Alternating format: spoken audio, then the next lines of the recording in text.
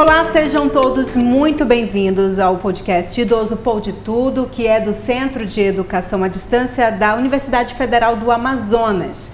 Hoje o nosso tema é pessoa idosa e sociedade. Para falar sobre esse tema, a gente está aqui com a Kênia Brito, doutora Kênia Brito, que é presidente do Conselho Estadual do Idoso e vai conversar com a gente um pouco sobre a colocação da pessoa idosa na sociedade, no meio social, né, doutora Kênia? Seja muito bem-vinda.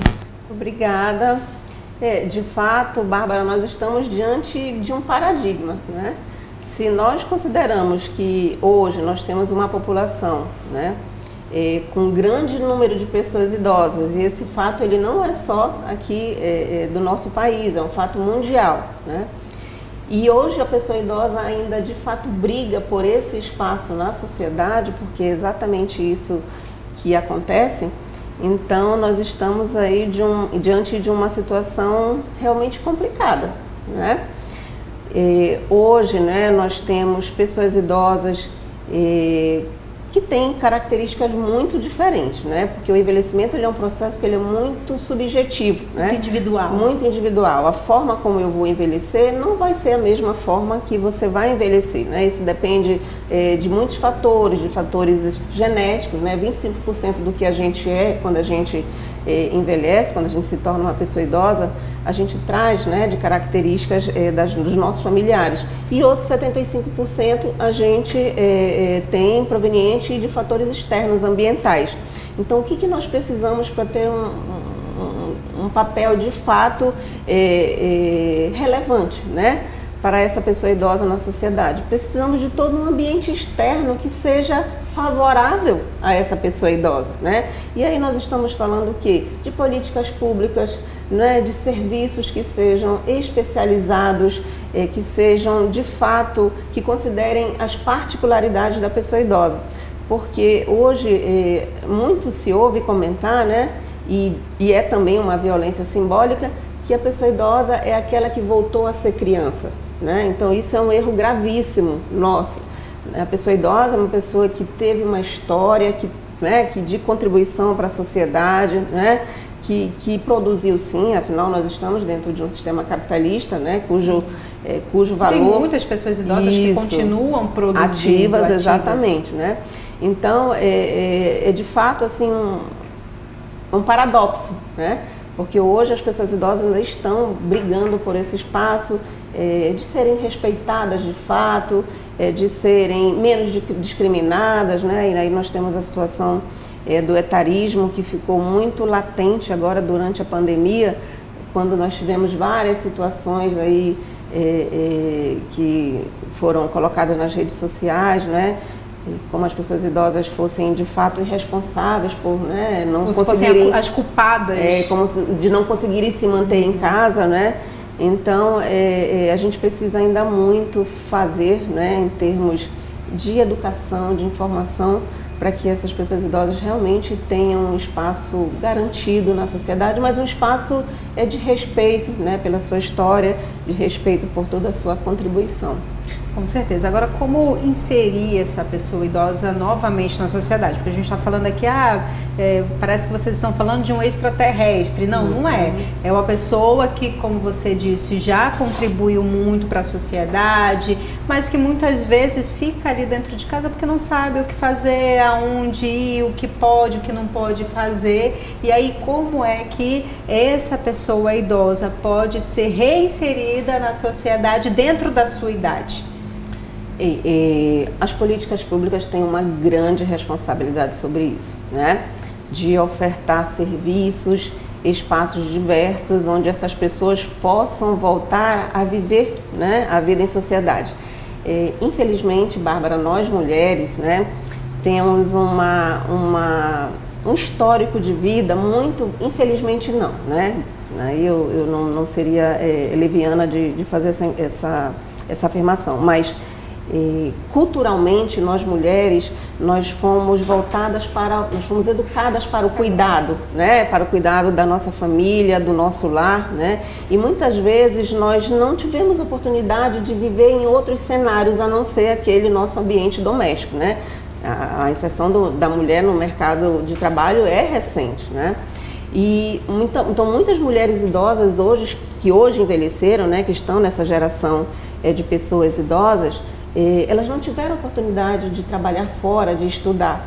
Então, por esse motivo, as políticas públicas elas devem ofertar espaços, né, programas, ações diversas dentro do município, dentro do estado, os centros de convivência, atividades de lazer na praça. Então, no teu município, né, presta atenção o que está sendo ofertado para a pessoa idosa, né? Não importa o local, sabe, Bárbara? Não importa se é embaixo de uma árvore onde tem uma sombra ou se está dentro de uma instituição, né? Como, por exemplo, nos municípios tem muitos centros de convivência de pessoas idosas, então não importa. Importa que as políticas, né, o representante municipal, estadual, né, pensem em formas de inserir essas pessoas idosas nesse convívio social, para que elas se sintam participativas. E participação, Bárbara, é no sentido de você se sentir pertencendo a um determinado grupo, né? A gente também trabalha muito essa questão da intergeracionalidade, né? Muito para diminuir as situações de violência entre gerações, porque de fato são pensamentos diferentes, são tipos de educação diferentes, digamos assim, né? Mas aproximar, né, as gerações, né, em situações, em ações diversas aí que são obrigatoriamente devem ser ofertadas pelas políticas públicas, é uma forma também de reinseri-los, né? Porque acaba que aquele problema de saúde que ele tem, né, é comum àquele grupo, né? E dessa forma, Bárbara, se criam redes de suporte informais, que são essas que a gente faz com os nossos grupos de amigos, com os nossos vizinhos, com os nossos comunitários, que de fato assim, é um fator muito importante quando a gente fala de proteção de saúde, tá? Então, é um apoio que não é só material, é um apoio que pode ser emocional, é um apoio que pode ser afetivo e exatamente nesses espaços de convivência, de reinserção social, que a pessoa idosa encontra esse espaço. Com certeza, né? Os centros de convivência, os centros de convivência da família que tem nos bairros, né? Sim. A FUNAT também, né? Sim, que é muito importante sim. nisso também.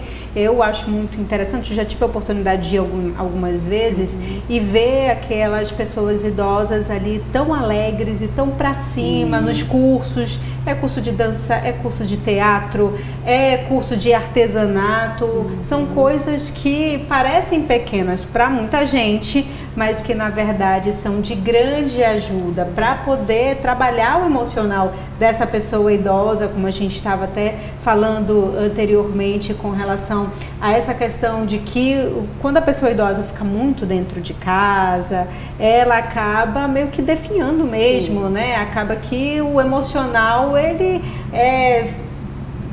acaba somatizando, digamos assim, né? Aquela questão, as doenças emocionais mesmo. E aí, quando ele sai daquilo e vai para um desses centros de convivência e faz um curso, encontra outras pessoas ali que estão dentro da mesma faixa etária, que estão passando por, até algumas vezes, alguns problemas como a senhora acabou de falar também com relação à saúde, que estão ali compartilhando tudo isso. Trocando ideias, trocando né? experiências. E apoios, exatamente. Né? Agora, Bárbara, essa oportunidade de sair, né, do ambiente familiar e participar desses espaços,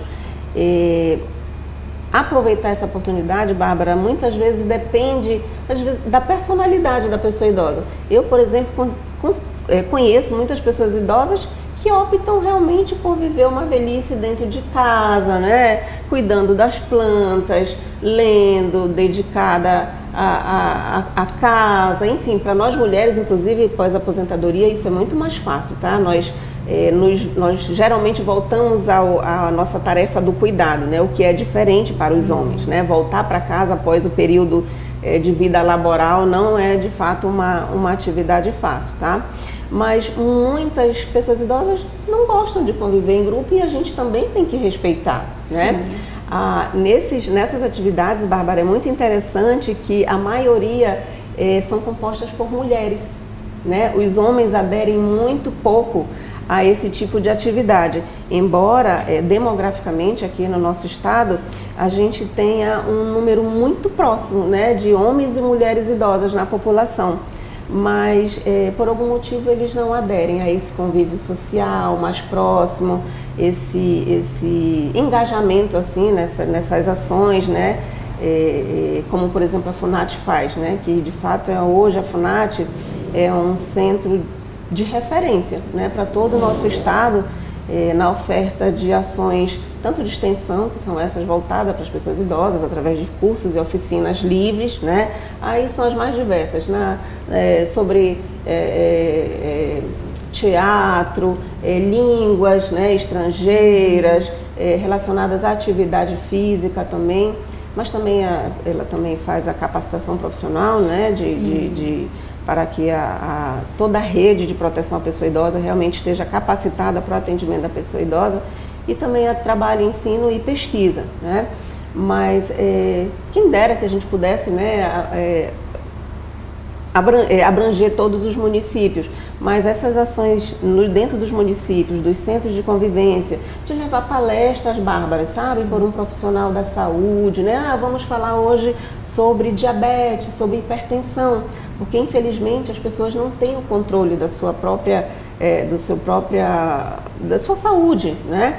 E ninguém escolhe ter uma diabetes, ninguém escolhe ter de uma certa pressão. forma, sim, porque como eu falei, né, o que a gente é quando envelhece, 25% a gente traz de herança e 75% tem a ver com os nossos hábitos, né? Sim, sim. Mas a gente também não pode culpar as pessoas se elas não tiverem acesso à informação, né? Então, nesses centros onde se traz palestras, onde se faz uma roda de conversa para orientar sobre saúde, sobre situações sociais, sobre relações familiares, Bárbara, isso é muito importante, né?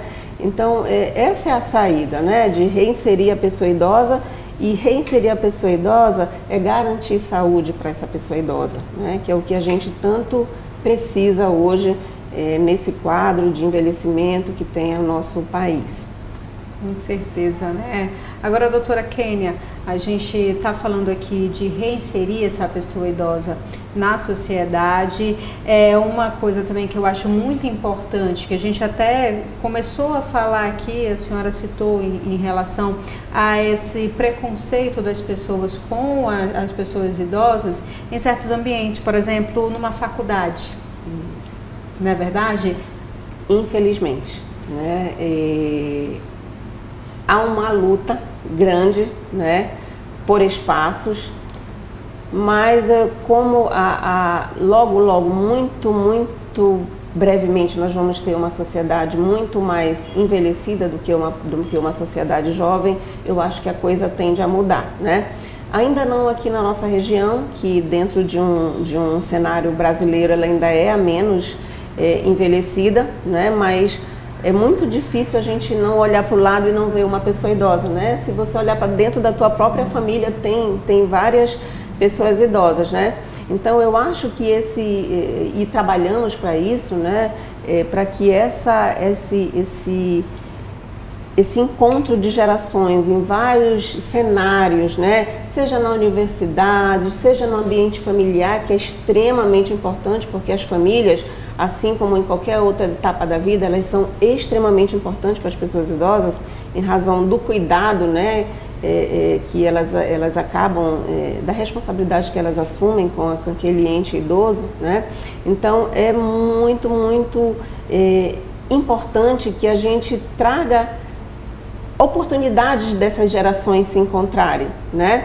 E hoje nas faculdades a gente já tem mais isso. Antes a gente nem sequer imaginava ver uma pessoa idosa dentro de uma sala de aula, né? E hoje isso já é possível, mas também no nosso ambiente de trabalho, Bárbara. Já ia chegar, né, lá também, porque depois da faculdade esse idoso vai fazer o quê? Guardar ali o diploma? Exatamente. E hoje o que acontece? Quando você tem uma pessoa idosa no teu ambiente de trabalho, né, que talvez tenha alguma dificuldade com tecnologia, né, que hoje é o que a gente tem mais pulsante, digamos assim. Aí você já acha, não, aquela pessoa idosa já devia estar aposentada, já tá pegando o espaço de uma pessoa jovem, né? E não é assim, né? Enquanto cidadãos, nós deveríamos ter a opção de nos retirar quando nós quiséssemos, né?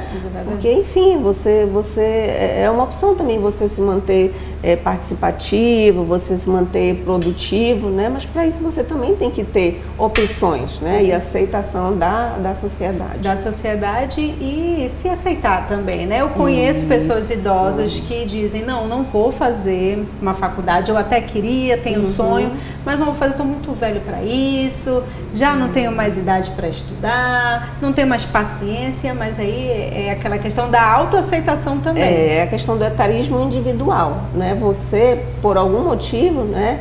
Dada, claro, algumas incapacidades e limitações, que isso também é normal, tá, Bárbara, né? Nós não podemos pensar que aos 20 anos a gente vai ter um corpo, né, que funciona fisiologicamente, biologicamente, quando, em comparação quando nós completamos 80 anos, por exemplo, né? Mas é entender de fato que esse é um processo. E esse processo todos nós vamos ter que passar, né? Porque só não envelhece quem morre cedo. Então, isso também ninguém quer, né? E essa questão da autoaceitação, de fato, né? De entender o teu próprio processo de velhice, né?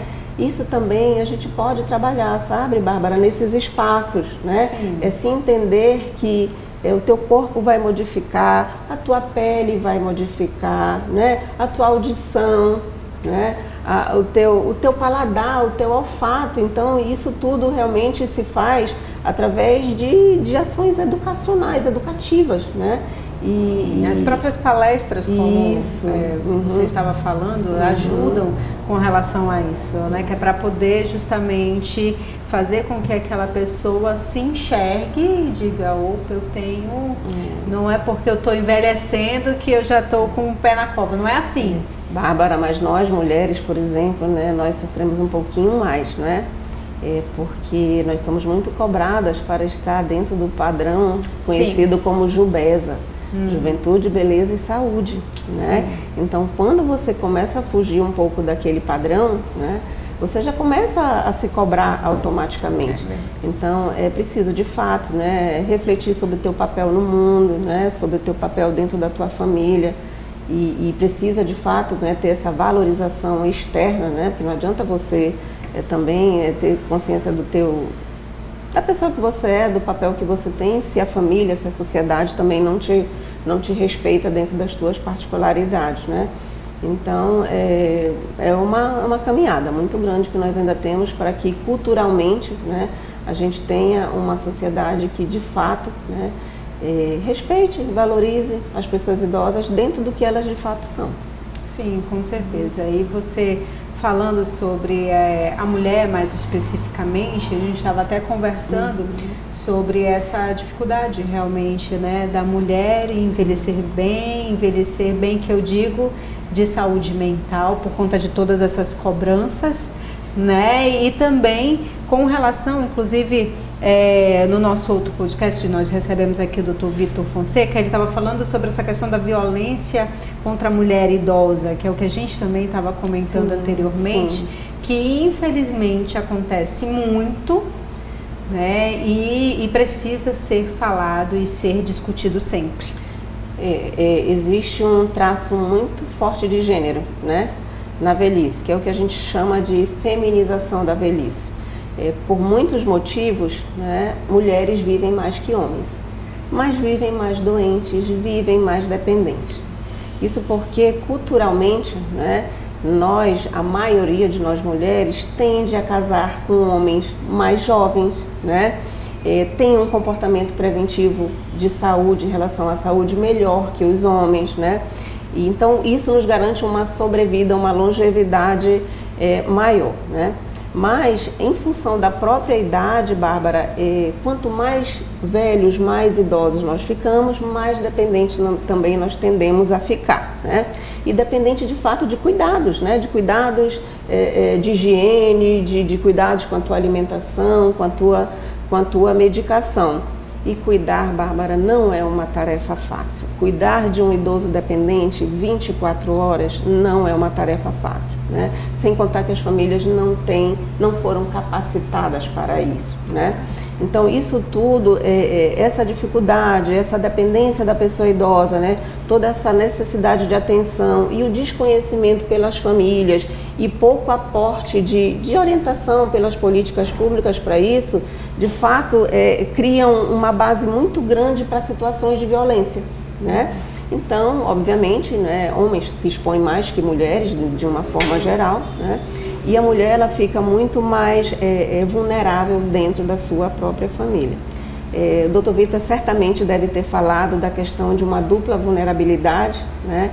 Ser mulher e ser uma pessoa idosa, e aí eu já somo a mais duas vulnerabilidades: ter baixa renda e ter baixa escolaridade. Aí, minha filha, a situação realmente fica mais complicada. E, infelizmente, esse é o retrato da maioria das pessoas idosas aqui desse nosso país, né? Infelizmente, né? É uma baixa condição social e econômica que fica muito dependente de políticas públicas. Quando tem uma renda, a maioria dessas mulheres idosas, elas são a única renda da família, né? Apesar de terem várias outras pessoas adultas, em função de toda uma conjuntura econômica, enfim, não trabalham, né? Ficam na dependência dessa pessoa, e aí você imagina o cenário que é criado em função dessa dependência que acaba sendo mútua, né? Mas de fato sempre sobra para a pessoa idosa que está mais vulnerável, até em termos físicos, né? Em termos de ter acesso a serviços de saúde, né? Então a situação fica muito mais complicada. E se a gente não tem, Bárbara, uma sensibilização, uma conscientização para essa questão da violência, a situação se complica mais.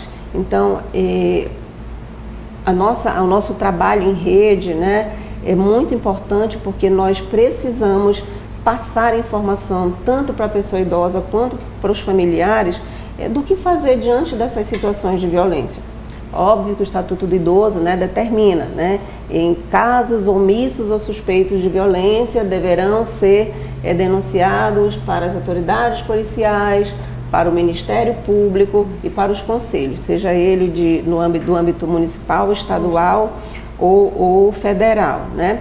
Mas existem muitos outros órgãos de proteção dentro do município, dentro do espaço em que vive a pessoa idosa, né, que também podem ser acionados, né, e também outras formas que são até mais fáceis, como por telefone, né? A gente conta com o Disque 100, o Disque Direitos Humanos, né? Quando você liga, faz uma denúncia que pode ser anônima, inclusive, ele dispara, o sistema dispara, fica em Brasília, né? No Ministério da Cidadania.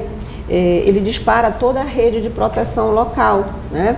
Então ele dispara a delegacia, aqui no âmbito do nosso estado, a delegacia especializada contra a pessoa idosa, o Ministério Público, talvez um programa de atendimento domiciliar ao idoso, que é um serviço da prefeitura, informa os conselhos também, então todo mundo acaba sabendo daquela situação, daquela determinada, daquela pessoa idosa, né? E só assim que a gente, de fato, consegue atuar nessa questão da violência.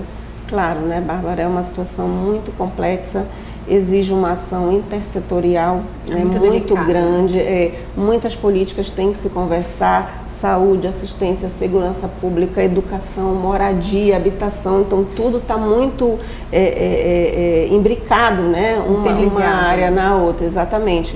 E essa situação da violência, de fato, precisa, né, da gente falar bastante, da gente falar de canais de denúncia e sensibilizar, Bárbara, a pessoa idosa para que ela se reconheça como vítima, porque infelizmente muitas delas não conseguem se identificar. Quando já é dependente é mais difícil. Seria isso? acham que aquela situação é inerente à idade. Ah, eu estou velha, eu não presto mais para nada mesmo, eu só estou dando trabalho, então por isso que me tratam assim, né? Quando isso não procede, não procede, exatamente. Agora, você acredita, doutora, que vai existir uma sociedade daqui para frente em que a pessoa idosa ela possa se sentir inserida e respeitada?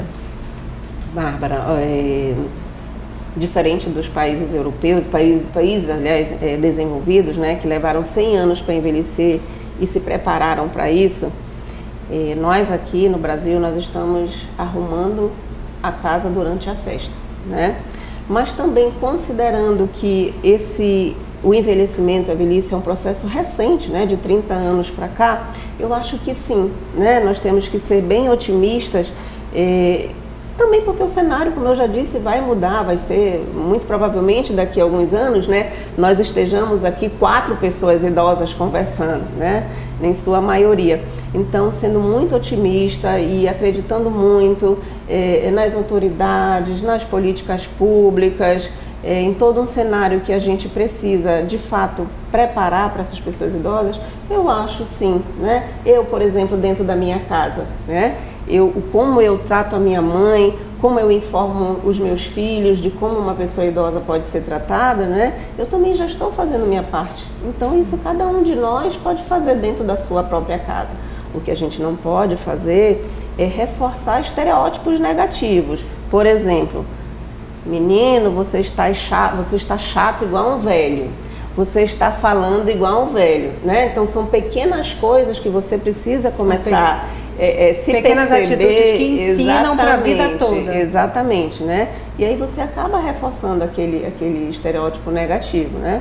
Mas eu sou muito otimista, Bárbara, sou muito otimista de que, de fato, através da educação, da informação, né, como uma oportunidade de uma conversa como essa, né, um trabalho desse, de um podcast, seja a forma que for, a gente possa levar a informação e possa estar quebrando esses preconceitos. Conversando sobre esses assuntos que muitas vezes fica ali na gaveta, né, esquecida. Isso. Diferente de quando a gente vai receber um bebê em casa, né, que a gente prepara o quarto, a gente prepara o enxoval, a gente pinta, né, a casa. O que a gente faz quando a gente recebe uma pessoa idosa, né? Que tipo de preparação a gente tem, né?